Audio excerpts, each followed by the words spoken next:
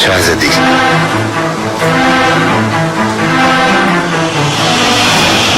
রাজধানী থেকে দিন দিন দূরত্ব আরো বেড়ে যাচ্ছে আত্মাজা।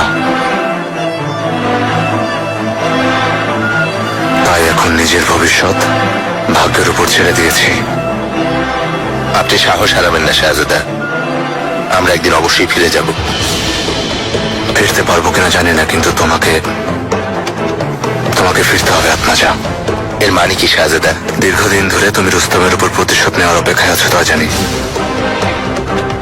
তোমাকে কথা দিয়েছিলাম, সিংহাসনে বসতে পারলে ওই বিশ্বাসঘাতককে তোমার হাতে তুলে দেব। কিন্তু সিংহাসন হয়তো আমার ভাগ্যে নেই। রাজধানী থেকে নিয়ে যাতে ওই পাষণ্ডকে হত্যা করো। আপনাকে আর শাহজাদাদের এখানে একা রেখে যেতে চাই না। কিছু কষ্ট যেমন ভোলা যায় না, তেমনি কিছু মানুষের বিশ্বাসঘাতকতা ভোলা যায় না আত্মাজা। আগুনের শিখার মতো তা সবসময় মনের ভেতর জ্বলতে থাকে। তুমি যাবে আত্মাজা, এখানে আমার জন্য আর কিছুই করার নেই। মুস্তাফা ভাইয়ের জন্য, ওনার ছেলে মেহমেদের জন্য, আমার জন্য যাও। রুস্তমকে হত্যা করো।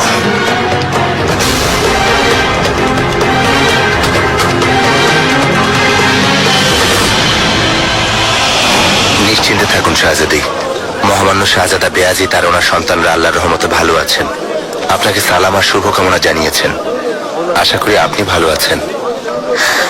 আমার ভাই যোগ্য শাহজাদা পারস্যের সার করুণায় বেঁচে আছে, কিভাবে ভালো থাকে আত্মাজা? এসব বিশ্বাস করতে কষ্ট হয়। আমার ভাই ওখান থেকে ফিরতে পারবে তো? ওকে আর কখনো দেখতে পাবো তো? আমাদের উপর নির্ভর করছে।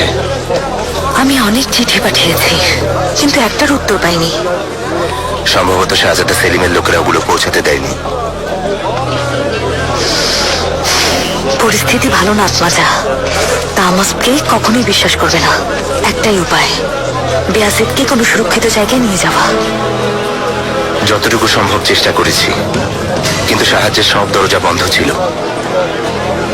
পারস্যে যাওয়া ছাড়া আর কোনো উপায় ছিল না। আমাদের চারদিকে এখন শুধুই আগুন।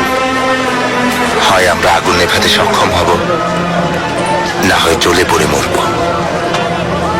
তুমি এখানে কিভাবে এসেছো? কেন এসেছো? কেন শাহজাদাকে একা রেখে এসেছো?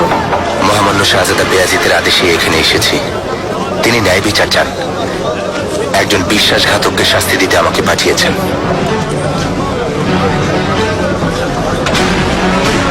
রুস্তম পাশা, এখন হয় আমাকে হত্যা করুন শাহজাদি, না হয় ওই শয়তানকে শেষ করতে আমাকে সাহায্য করুন।